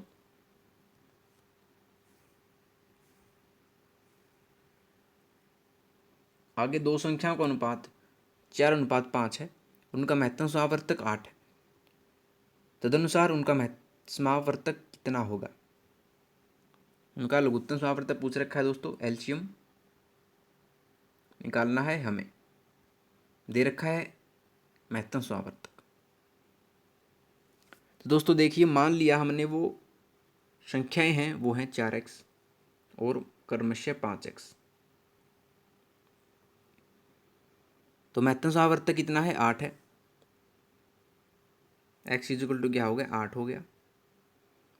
तो संख्या क्या होगी, 4 अट्ठा 32 होगी और 5 अट्ठा 40 होंगी। तो दोनों संख्याएं आ गई हमारे पास 32 और 40। तो आपको पता है जो महत्तम समावर्त होता है लघुत्तम समावर्त की गुना एलसीएम गुना एचसीएफ जो होता है वो पहली संख्या गुना दूसरी संख्या यानी संख्याओं का गुणनफल होता है। किसके बराबर होता है? संख्याओं का गुणनफल के। आपको पता है दोस्तों ये एलसीएम हमारे पास है, एचसीएफ हमारे पास नहीं है, निकालना है, संख्याओं का गुणनफल याद करना है। ठीक है, तो लघुत्तम समावर्त हमें निकालना है दोस्तों। महत्तम समावर्त कितना दे रखा है? 8 दे रखा है और गुना लघुत्तम समावर्त निकालना है और गुणनफल कितना होगा 32 और 40 का? ये होगा दोस्तों 0, 4 दूनी 8 और 4 तिया 12, 1280। तो बट्टा 8 कर देंगे तो लघुत्तम समावर्त आ जाएगा हमारे पास। यह आ जाएगा दोस्तों 160। तो ये आ गया हमारे पास डी, ऑप्शन डी इसका जवाब होगा। यानी एलसीएम जो होगा उसका वो होगा 160, ऑप्शन डी।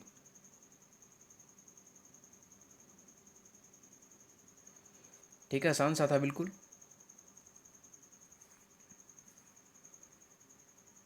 आगे फलों के मूल्य प्रति किलोग्राम नीचे दिए गए हैं। खरबूजे का 18.50 रुपये है, चेरी का 72 रुपये, अंगूर का 120.60 रुपये, सेब का 78.40। लतिका ने 4.5 किलोग्राम खरबूजा, 1 किलोग्राम 200 ग्राम चेरी, 250 ग्राम अंगूर और 1.3/4 किलोग्राम सेब खरीदे। उसने दुकानदार को 500 रुपये का एक नोट दिया, उसने कितने रुपये वापस मिले? तो खरबूजे का मूल्य कितना है दोस्तों? 18.50 है, तो इसका मूल्य निकाल लेंगे। 4.5 किलो खरीदे तो 4 सही 1/2 गुना 18.50। ये हमारे पास कितना आ गया? 83.25 रुपये आ गया। ठीक है, चेरी का मूल्य कितना है? 72 रुपये है और खरीदे कितने? 1 सही 1/5 किलोग्राम खरीदे और गुना 72 कर देंगे तो हमारा मान आ जाएगा 86.40। अंगूर का मूल्य है 120.60, 1/4 किलोग्राम उसने खरीदे तो 120.60 कितना मूल्य आ गया हमारे पास? 30.15।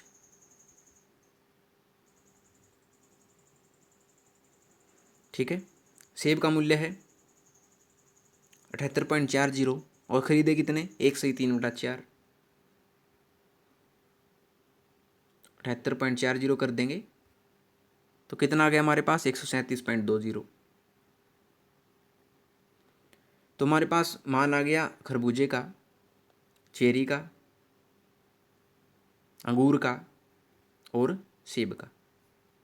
तो हमें बताना है कि उसने दुकानदार को 500 रुपये का नोट दिया, उसे कितने रुपये वापस मिले? चारों को जोड़ देंगे हम दोस्तों। तो चारों को जोड़ने के बाद हमारे पास जो जवाब आएगा वो आएगा 337 रुपये।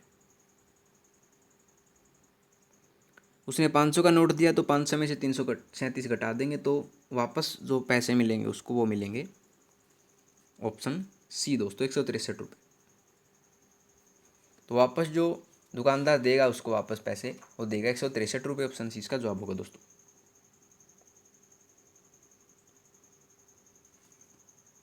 ठीक है, आसान सा था बिल्कुल। आगे एक बालिका शिक्षण शिविर में 30 बालिकाओं के लिए 15 दिन की पर्याप्त भोजन सामग्री है, तो बताओ यह भोजन सामग्री एक बालिका के लिए कितने दिनों तक पर्याप्त होगी? तो 30 बालिकाओं के लिए है दोस्तों 15 दिन का सामान, तो एक बालिकाओं के लिए भोजन कितना होगा? 15 गुना 30 होगा, ये चलेगा 450 दिनों तक। तो ऑप्शन सी का जवाब होगा दोस्तों। तो यह एक बालिका के लिए 450 दिन तक पर्याप्त होगी।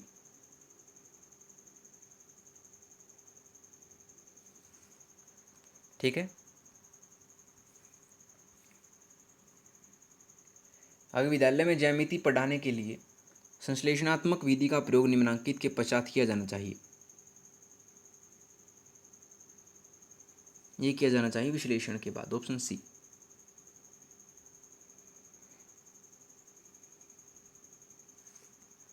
ठीक है।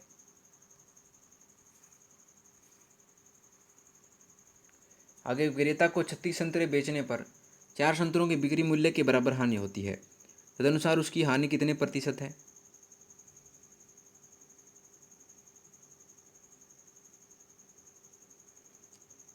तो दोस्तों आपको पता लगाना है कि उसकी बिक्री मूल्य कितना था।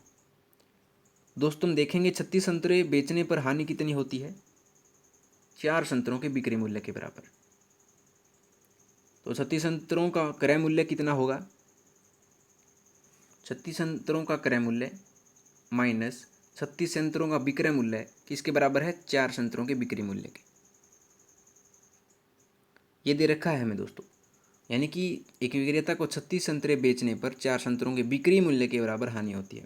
हानि तो तभी होगी जब वो बेच और खरीदा दोनों होगा। तो 36 संतरों का क्रय मूल्य माइनस 36 संतरों का बिक्री मूल्य बराबर है 4 संतरों के बिक्री मूल्य के। आ गया समझ में दोस्तों। तो दोस्तों यहाँ से हम क्या कर लेंगे, तो 36 संतरों का क्रय मूल्य आएगा, CP आएगा 36 CP, वो आएगा 40 संतरों के बिक्री मूल्य के बराबर। ये आ गया हमारे पास दोस्तों। हमारे पास क्रय मूल्य आ गया, विक्री मूल्य आ गया, हानि निकाल लेंगे, हानि प्रतिशत। ये आ गया हमारे पास 40 माइनस 36 बटा 40 गुना 100। तो ये हमारे पास हानि प्रतिशत आ जाएगा दोस्तों, यह आएगा 10%। तो हानि प्रतिशत कितने हुई, ऑप्शन डी 10% की।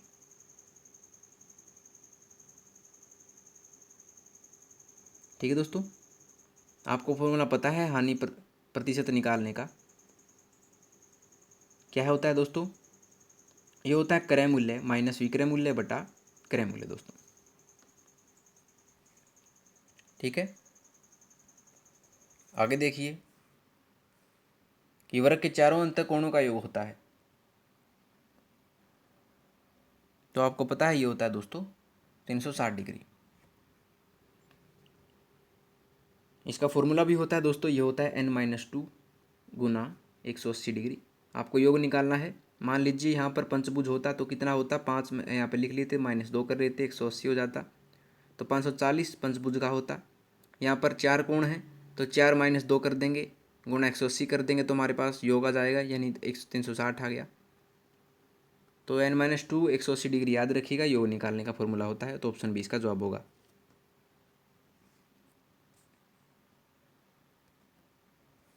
आगे है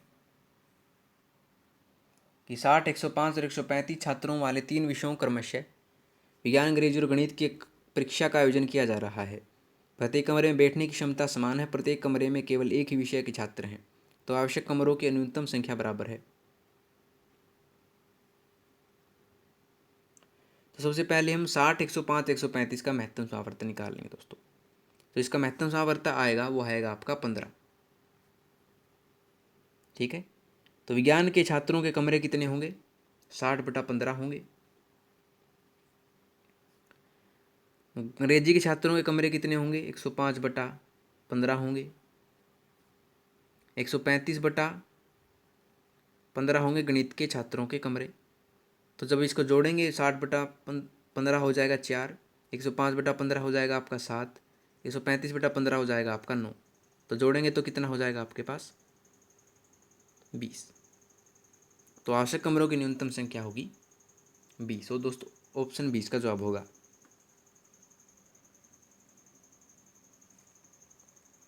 ठीक है,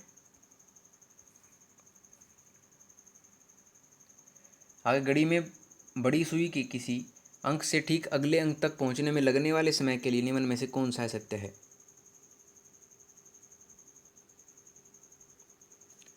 तो बड़ी सुई अर्थात मिनट वाली सुई को अगले अंक तक जाने में 5 मिनट लगते हैं दोस्तों।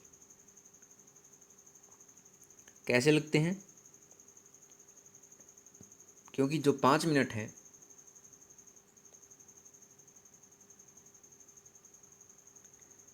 वो बराबर होते हैं 5 गुना 60 के, यानी 300 सेकंड के। ठीक है, और 5 मिनट में घंटे कितने होंगे, ये होंगे दोस्तों 1/12 घंटे। आप देखेंगे कि घड़ी में बड़ी सुई के किसी अंक से ठीक अगले अंक तक पहुंचने में लगने वाले समय के लिए जो असत्य होगा वो होगा दोस्तों 1 घंटा। कभी भी 1 घंटा इसमें नहीं हो सकता है, क्योंकि जो घड़ी में बड़ी सुई और छोटी सुई है उसमें कम से कम 5 मिनट का तो अंतर होगा ही। तो 5 मिनट होगा लेकिन 1 घंटा नहीं हो सकता है। तो असत्य जो होगा वो होगा आपका 1 घंटा।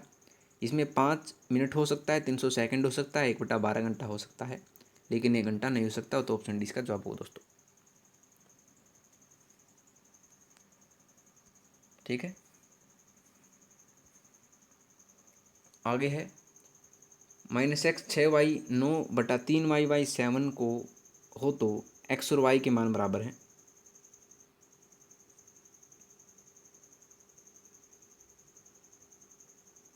तो ये होंगे दोस्तों आपका x का मान होगा 5 और y का मान होगा 8। मान पुट करके देख लेने हैं आपको, ऑप्शन इससे इसका जवाब निकालना होगा दोस्तों। x है 5, y 8। ठीक है, आसान सा था बिल्कुल।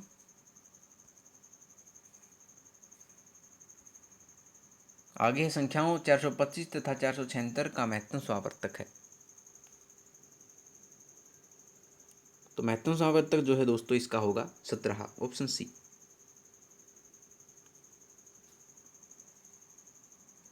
ठीक है, आगे निम्नलिखित में से गणित की भाषा है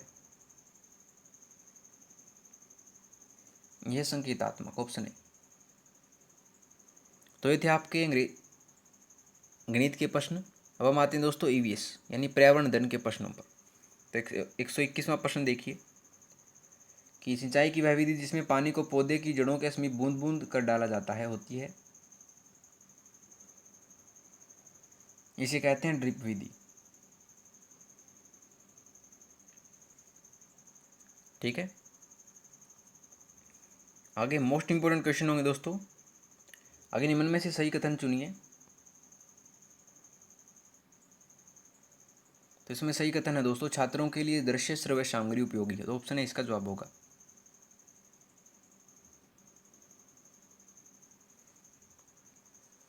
ठीक है, आगे पर्यावरण अध्ययन शिक्षण द्वारा छात्रों में किन सामाजिक गुणों का विकास किया जा सकता है। ये किया जा सकता है व्यापक दृष्टिकोण एवं निर्णय शक्ति का, सामाजिक समायोजन सहिष्णुता का, सहयोग अधिकार एवं कर्तव्यों का ज्ञान होना चाहिए। तो ऑप्शन डी इसका जवाब होगा दोस्तों। सभी का जो है छात्रों में सामाजिक गुणों का विकास किया जा सकता है इन शिक्षण द्वारा।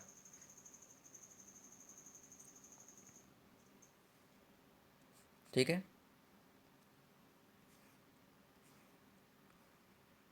आगे कौन सा सुमेलित नहीं है। एक तरफ मेला है, एक तरफ राज्य है। दोस्तों अंबाजी मेला गुजरात में लगता है, बिल्कुल सही बात है। माघ मेला उत्तर प्रदेश में लगता है। बिनेश्वर मेला राजस्थान में लगता है। लेकिन नैना देवी मेला असम में नहीं लगता है दोस्तों। नैना देवी मेला जो है वो हिमाचल प्रदेश के बिलासपुर में लगता है, न कि असम में। तो ऑप्शन सी असंगत है, ऑप्शन सी इसका जवाब होगा।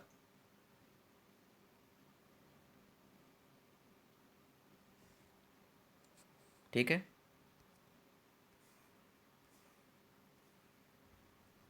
आगे तहसील क्षेत्र के सभी ग्रामों के रिकॉर्ड्स राजस्व रखने की जिम्मेदारी किसकी होती है।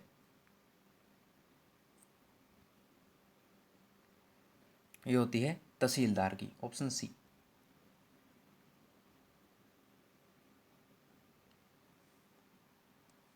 ठीक है दोस्तों, अगला फसली कटाई के पश्चात फसल के दानों या बीजों को भूसे से अलग करना कहलाता है।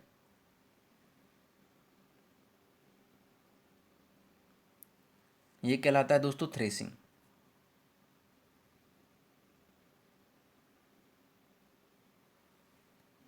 ठीक है,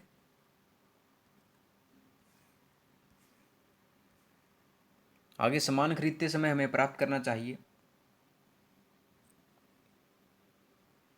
ये करना चाहिए रसीद ले लेनी चाहिए, वारंटी कार्ड ले लेना चाहिए और गारंटी कार्ड ले लेना चाहिए। तीनों बातें हमें पूर्ण कर लेनी चाहिए।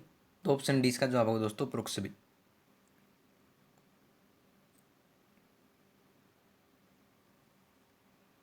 ठीक है। आगे देखिए 128वां प्रश्न कि मोर को भारत का राष्ट्रीय पक्षी कब घोषित किया गया?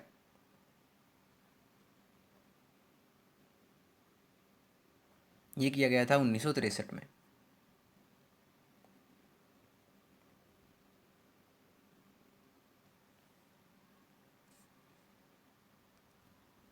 आगे है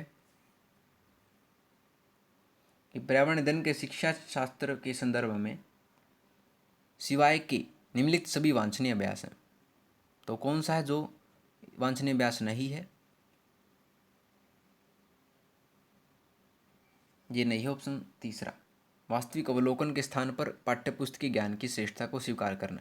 तो ऑप्शन तीसरा ये वांछनीय अभ्यास नहीं है, ऑप्शन तीसरा।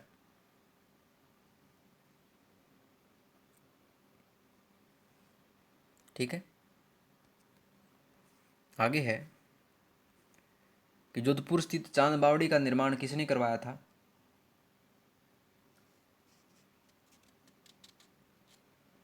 तो ये करवाया था दोस्तों रानी चांद कुंवरी ने, ऑप्शन ए।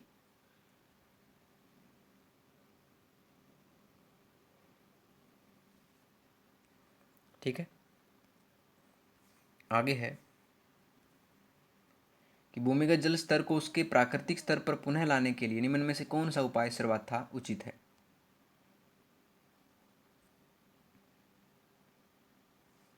तो यह पताल तोड़ कुओं का अधिक निर्माण किया जाना, ऑप्शन सी दोस्तों।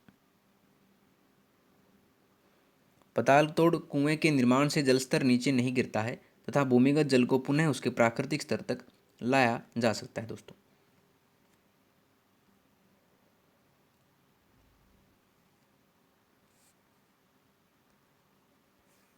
आगे देखिए कि राजस्थान के ग्रामीण क्षेत्रों में शाम के भोजन को कहा जाता है।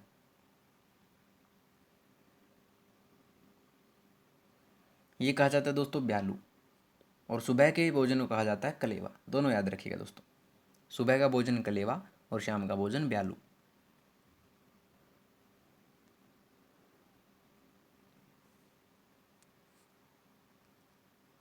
आगे है कि 1 करोड़ रुपए से अधिक राशि से संबंधित शिकायतों की सुनवाई की जा सकती है। ये की जा सकती है राष्ट्रीय आयोग में।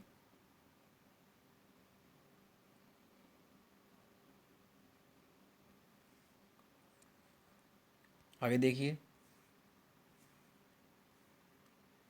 कि राजस्थान का राज्य पुष्प रोहिड़ा निम्न में से किस उपनाम से प्रसिद्ध है? ये दोस्तों मरुस्थल का सागवान और मारवाड़ टीक दोनों के नाम से प्रसिद्ध है, ऑप्शन सी इसका जवाब होगा, ये भी दोनों। और आपको बता दें दोस्तों, राजस्थान का राज्य पुष्प रोहिड़ा जो है इसे 31 अक्टूबर 1983 को राज्य पुष्प घोषित किया गया था, याद रखिए। रोहिड़ा को राजस्थान की मरु शोभा भी कहा जाता है।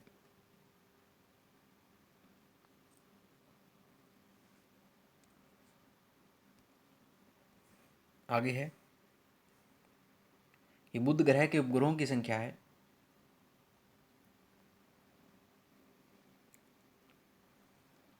यह 0, एक भी उपग्रह बुध ग्रह में नहीं है दोस्तों।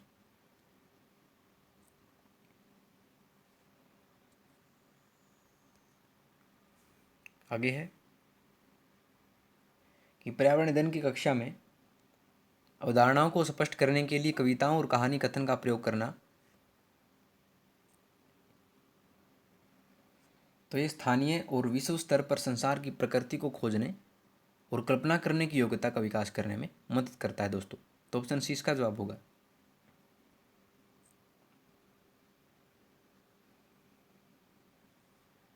ठीक है। आगे है कि माउंट एवरेस्ट पर फतह हासिल करने वाली पहली पर्वतारोही कौन थे? तो ये हैं बछेंद्री पाल। उत्तराखंड की बछेंद्री पाल जो हैं माउंट एवरेस्ट की चोटी फतेह करने वाली प्रथम महिला पर्वतारोही हैं दोस्तों। इन्होंने 23 मई 1984 को माउंट एवरेस्ट फतेह की।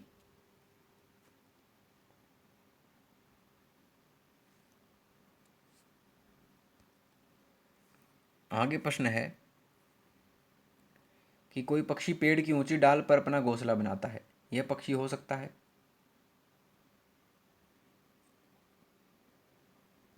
ये हो सकता है दोस्तों कौवा, ऑप्शन सी।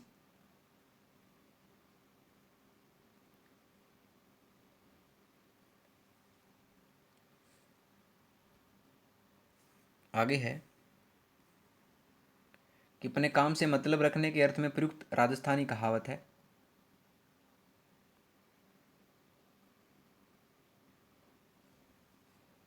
यह आम खाना के पेड़ गिनना, ऑप्शन सी।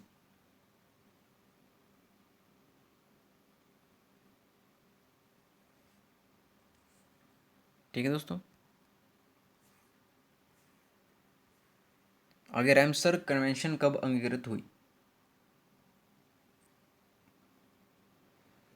रामसर कन्वेंशन जो है दोस्तों आर्द्र भूमियों के संरक्षण के संबंध में वैश्विक ध्यान केंद्रित करने के लिए की गई अंतर्राष्ट्रीय संधि है। यह जो है दोस्तों 2 फरवरी 1971 को अंगीकृत की हुई थी, ऑप्शन ए, और 21 दिसंबर 1975 को लागू हो गई थी।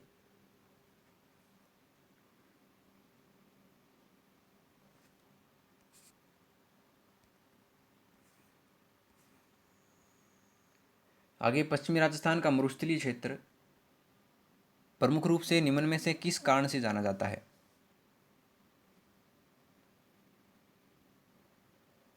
तो दोस्तों ये विश्व के नवीनतम रेगिस्तान में से एक है। यह वन रहित शुष्क क्षेत्र है जहाँ वर्षा का वार्षिक औसत काफ़ी कम है। सामरिक दृष्टि से यह देश के सैनिक अभ्यास क्षेत्र यानी फायरिंग रेंज के लिए प्रसिद्ध है। दोनों ही बातें हैं, तो ऑप्शन डी इसका जवाब होगा उपरोक्त सभी।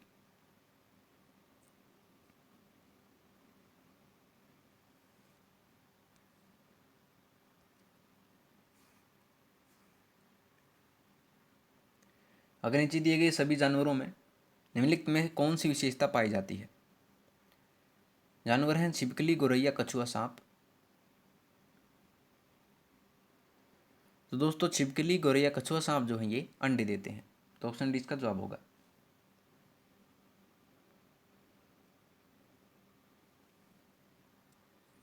ठीक है दोस्तों। आगे पर्वतारोही नुकीली कीलों वाले जूते का प्रयोग करते हैं क्योंकि ताकि वे बर्फ पर फिसलने से बच सकें, ऑप्शन ए, बर्फ पर फिसलने से बचने के लिए।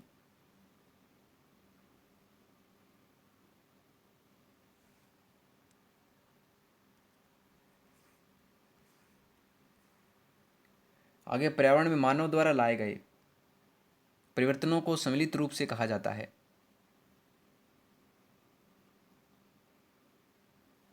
ये कहा जाता है सामाजिक पर्यावरण, ऑप्शन ए।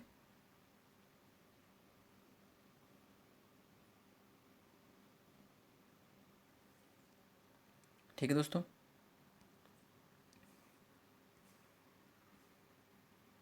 आगे सुंदा माता का मंदिर स्थित है, तो यह दोस्तों जालोर में, ऑप्शन बी।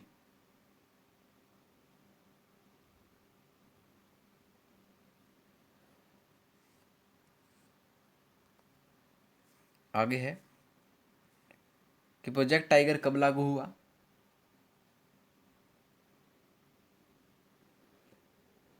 ये लागू हुआ था 1 अप्रैल 1973 को, ऑप्शन सी दोस्तों 1973 में।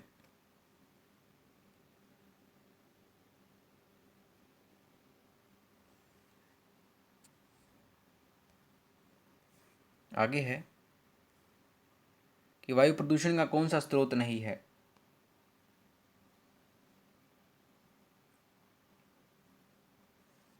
ये नहीं है ठोस अपशिष्ट, ऑप्शन सी।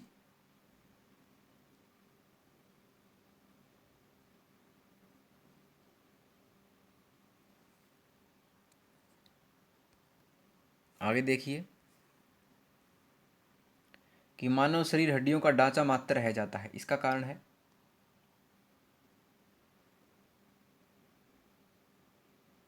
इसका कारण है लंबे समय तक तंबाकू ग्रहण करने से, ऑप्शन ए दोस्तों।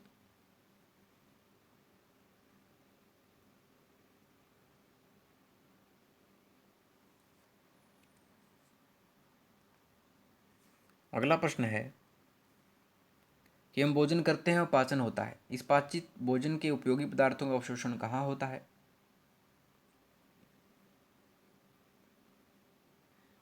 ये होता है दोस्तों छोटी आंत्र की दीवार से, ऑप्शन बी।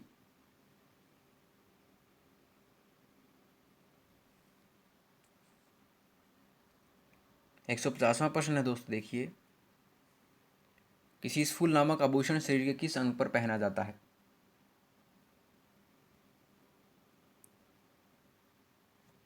तो दोस्तों शीश फूल जो है महिलाओं के सिर पर पहने जाने वाला आभूषण है, ऑप्शन ए।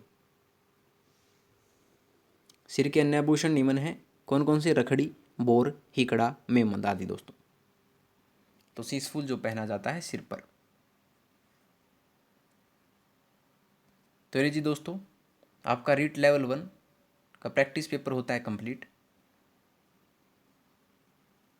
दोस्तों आपको इन 150 प्रश्नों में से किसी भी प्रश्न में कोई समस्या आती है तो आप कमेंट बॉक्स में जा सकते हैं और वहाँ पे क्वेश्चन पूछ सकते हैं। हर एक कमेंट का रिप्लाई मैं जरूर करूँगा, ये मेरा प्रॉमिस आपसे दोस्तों। और उससे भी आगे अगर कोई समस्या है तो डिस्क्रिप्शन बॉक्स में अपनी जीमेल आईडी डाल दूँगा, वहाँ से आप क्वेश्चन पूछ सकते हैं। और दोस्तों इस पूरी वीडियो की जो PDF है वो आपको प्राप्त हो जाएगी, आप डाउनलोड कर सकते हैं। डिस्क्रिप्शन बॉक्स में आपको लिंक मिल जाएगा दोस्तों, वहाँ से आप डाउनलोड करके अपनी तैयारी कर सकते हैं। तो दोस्तों अगर आपको वीडियो पसंद आई हो तो वीडियो को लाइक शेयर और कमेंट करके जरूर बता दीजिए। राश नोट चैनल को सब्सक्राइब कर लीजिए दोस्तों। तो मिलते हैं आपसे अगली वीडियो में नए रोचक प्रश्नों के साथ, तब तक के लिए धन्यवाद दोस्तों।